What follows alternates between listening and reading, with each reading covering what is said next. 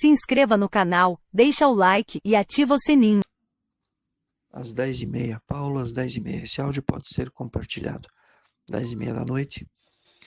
Gente, eu postei nos grupos a música O Amor é um Ato Revolucionário.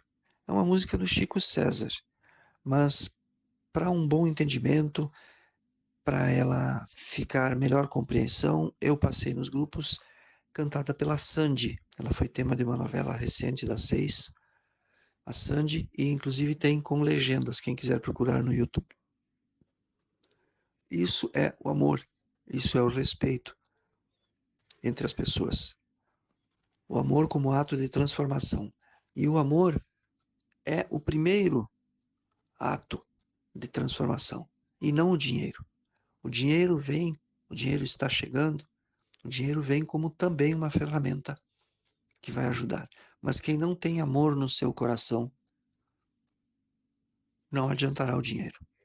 Quem não tem amor no seu coração, não souber servir, quem não souber viver de maneira simples, mesmo que tenha um baita de um carrão, roupas boas, roupas elegantes, roupas caras, mesmo que tenha joias, mas a vida não é a aparência, não é a roupa, as joias ou o carro. Viver com simplicidade é viver de uma maneira amável, amigável, respeitadora com todos.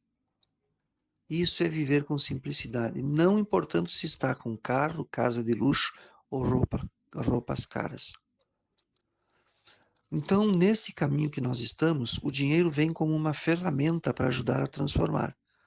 Mas, como diz a Bíblia e como diz a música, ainda que eu falasse a língua dos homens, ainda que eu falasse a língua dos anjos, sem amor eu nada seria.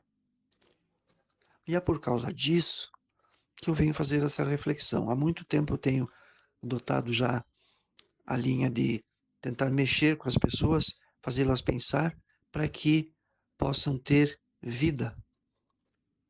Simplesmente vida, para que não percam suas vidas. Viver com simplicidade, respeitar os outros, significa atrair menos rancor, menos inveja, menos ódio, menos ira. Viver, ter um coração simples, amável, significa que o amor se tornou um ato revolucionário, um ato transformador, um ato que modifica. Pessoas nos grupos se dizem cristãos atacando violentamente outras pessoas porque têm um pensamento diferente na religião, na sociedade ou na política. Pessoas que são violentas e se dizem de Jesus, que atacam violentamente, escrevem, fazem áudios, falando de morte, falando de acabar, falando de destruir. Isso é cristianismo, então é um cristianismo moderno, porque Jesus não fazia isso. Jesus era contra a tortura, era contra a arma, era contra a violência, era contra a ofensa, contra a baixaria. Pelo menos o meu Jesus era assim. Então o amor, sendo um ato revolucionário, transformador, ele vem ser a principal ferramenta para as pessoas que com dinheiro agora em diante farão o trabalho de ajudar a sociedade a ser melhor, porque senão vão simplesmente estar comprando um espaço na sociedade, tentando comprar um espaço na eternidade, tentando enganar a Deus. Fazer trabalho social não é só distribuir dinheiro. Fazer trabalho social é amar, é respeitar. E o respeito é para todos. Não importa a igreja, qual igreja, se é da Assembleia, da Adventista, Testemunhas de Jeová, católico, luterano. Não importa. Não importa qual a religião, se não é de nenhuma igreja cristã, não é da religião cristã, se for de outra religião, do islamismo, do budismo, do hinduísmo, do kardecismo, não importa qual a religião. Se nós não respeitamos aos outros, nós não temos amor no coração. Eu tenho pavor, eu tenho 2 grupinhos que muitos de vocês sabem que são pessoas das operações e que debatem política também. Debate político. Nós somos de esquerda. Eu volta e meia estava dando bronca em algumas pessoas no grupo pelo radicalismo, pelo fanatismo de esquerda, pelo esquerdismo. A esquerdopatia é intolerável. Tem gente que eu ia no PV, eu dava bronca no grupo e ia no PV brigar depois com a pessoa. E eu sei de pessoas que estão diferentes.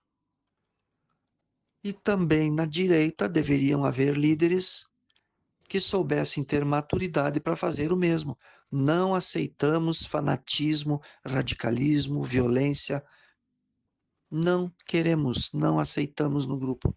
Muito pelo contrário, eu sei de líderes que fomentam o ódio, a raiva dentro do seu grupo, porque são direitopatas.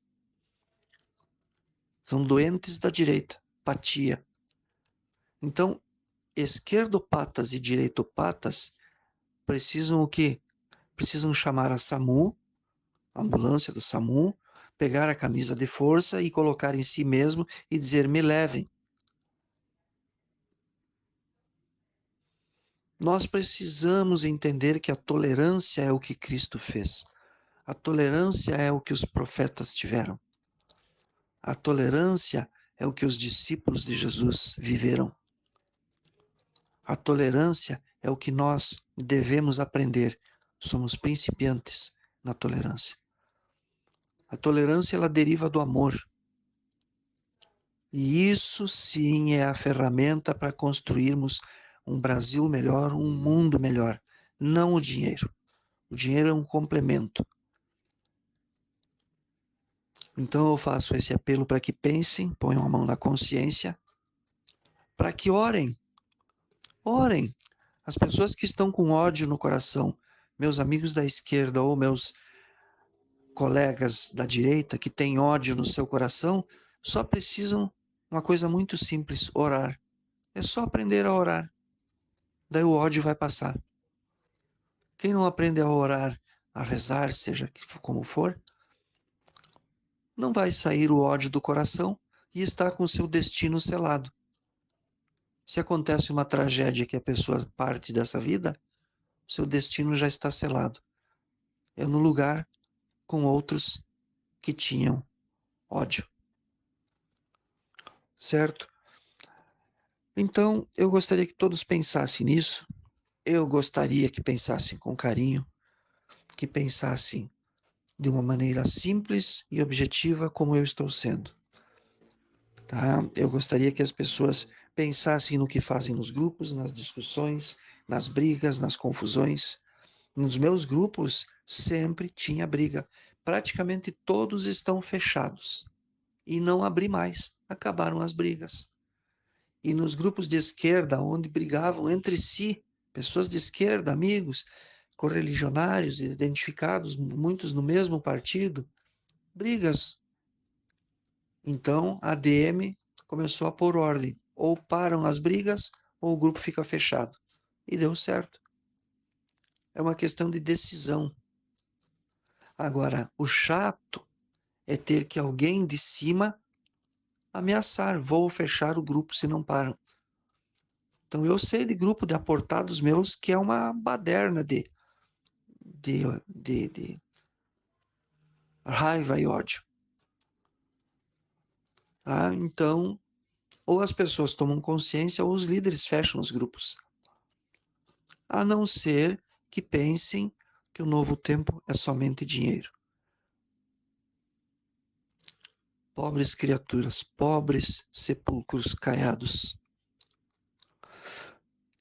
Nós estamos em momento de gratidão, em momento de pensarmos: eu recebo, eu aceito, eu mereço.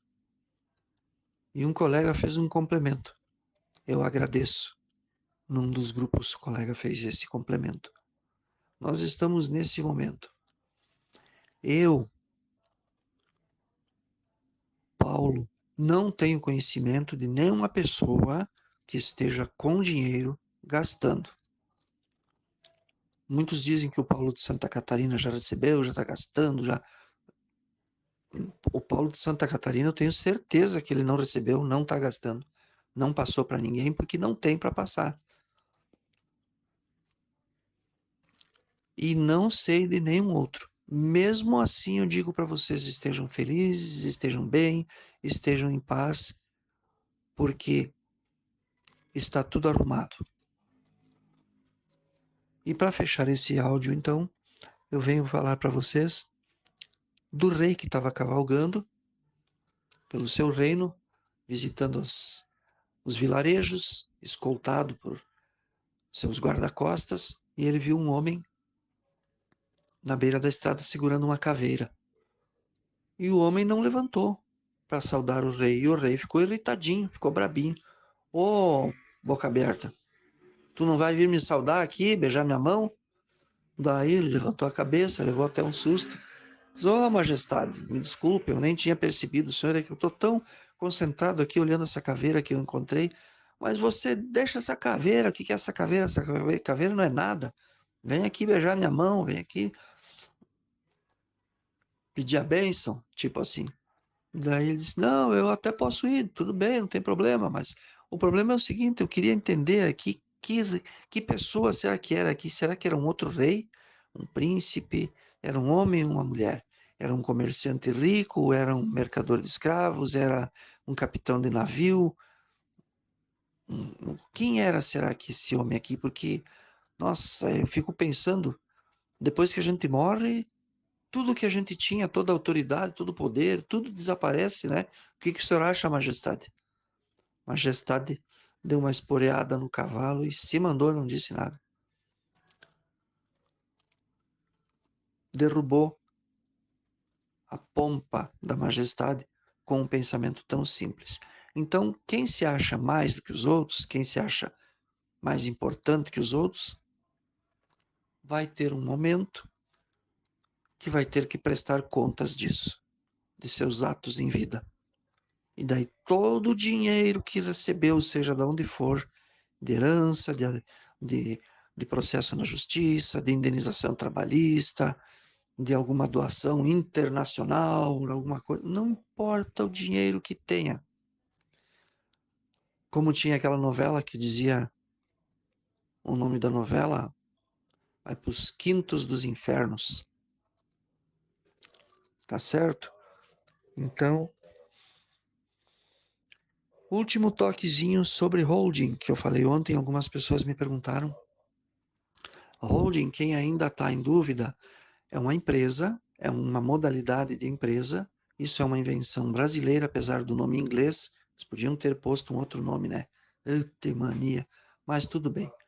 Isso surgiu e é uma ferramenta muito importante. Surgiu há muitos anos, há mais de 20 anos. É uma ferramenta importante. Então, quem registra uma holding é uma empresa. Ela tem um CNPJ, ela é baseada no CNPJ e não no CPF.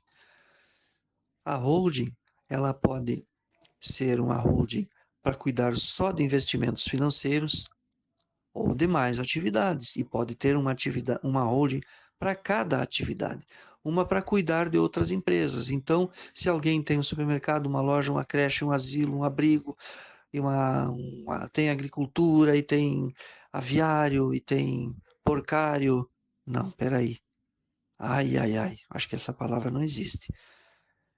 Vacário, não, essa também não existe. Enfim, seja o que a pessoa faz, uma holding pode cuidar de todos esses empreendimentos. Uma holding para o patrimônio, então todos os bens ficam registrados naquela holding.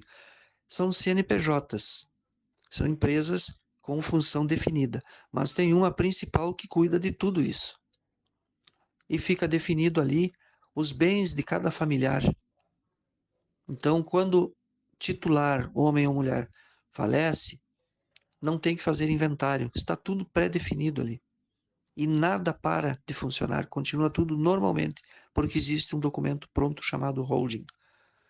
E a holding, então, vocês perceberam, vai ter direção, comando, estrutura para ajudar a administrar todos os empreendimentos, como eu disse, creche, hospital, supermercado, loja de sapatos, sapataria, aviário, vacário ou porcário. Tá certo? Acho que agora fica mais claro. É muito importante fazer isso. Tá certo? Ali vai ficar o carro, a casa, as terras, o prédio, os galpões lá para os porcos, para as galinhas e assim por diante. Tudo vai ficar sob o comando da holding. E, inclusive, as pessoas daí pagarão menos impostos. O imposto de renda na holding é 17,5% dos CNPJs em geral, enquanto que da pessoa física, pelo CPF, o imposto para nós vai ser de 27,5% sempre. Então é isso. Um forte abraço a todos. Shalom, namastê. E eu digo para vocês, oração de gratidão, tá? Eu aceito, eu recebo, eu mereço. E eu agradeço. Beijo do Magro. Oi, pessoal. Eu esqueci de um detalhe. As confusões que estão havendo, eu já disse para vocês, não esperem por precatórios. Esqueçam os precatórios. Muita conversa fiada. Gente que nem sabe o que está falando, nem sabe o que são os precatórios. Isso não tem nada a ver a decisão do Supremo sobre os precatórios com as operações. Esqueçam promessas que foram feitas de pagar com precatórios. Vai sair, não vai sair precatórios, tá? Esqueçam isso, não sofram. Quem está dizendo que está saindo um monte de operação, falam vários nomes aí, não sofram, não esqueçam que a regra é silêncio. Portanto, quem está falando, fazendo lâmina, fazendo áudios, não está seguindo a regra. Não está seguindo a regra. Tá? Portanto, não é pessoa bem informada. Não é pessoa devidamente esclarecida. Não sofram por isso. O silêncio está sendo uma exigência. Eu vou fazer uma comparação. Vocês, eu imagino que quase todos sabem como que começa uma tsunami. É um terremoto lá na terra, lá embaixo, lá na terra, lá no fundo do mar. Um terremoto em alguns lugares do planeta, só que isso acontece. No Brasil, isso não aconteceu e não existe previsão de acontecer nunca aqui. São falhas que existem na Terra, na formação da Terra, falhas sismológicas. Quando isso treme, quando isso move, quando isso dá terremoto lá embaixo por causa dessas rachaduras, dessas falhas, com esse terremoto, mexe com as águas do mar lá nas profundezas, e daí quem está na beira da praia, o mar chega a se recolher, gera um silêncio total, total, é assustador. Eu já escutei, eu assisti um vídeo de uma senhora relatando o pavor, porque ela já sabia como que seria se um dia acontecesse um tsunami, e ela, quando percebeu aquele silêncio total, o mar parou, não tinha mais ondas, pelo contrário, o mar foi voltando para dentro, foi ficando só areia, e ela se desesperou e correu, ela e o esposo, e por isso se salvaram, porque sabiam que era uma tsunami chegando, porque o mar recolhe em silêncio total. E quando ele volta, é a violência da tsunami, que derruba edifícios, galpões, casas são arrastadas, caminhões, o que tiver navios, navios eu não digo, mas grandes barcos que estejam no litoral, são todos destruídos. Até navios, se tiver um navio, se pegar num porto, destrói navios, não importa o tamanho. Assistam vídeos sobre tsunami. Tá? O silêncio total e a força arrebatadora, destruidora que vem depois. As operações estão na fase do silêncio. Aguardem, aguardem, porque a força está por trás desse silêncio. E não dê importância para lâminas e falácias de pessoas prometendo, marcando data, marcando horário, dando detalhes. É a minha sugestão a todos.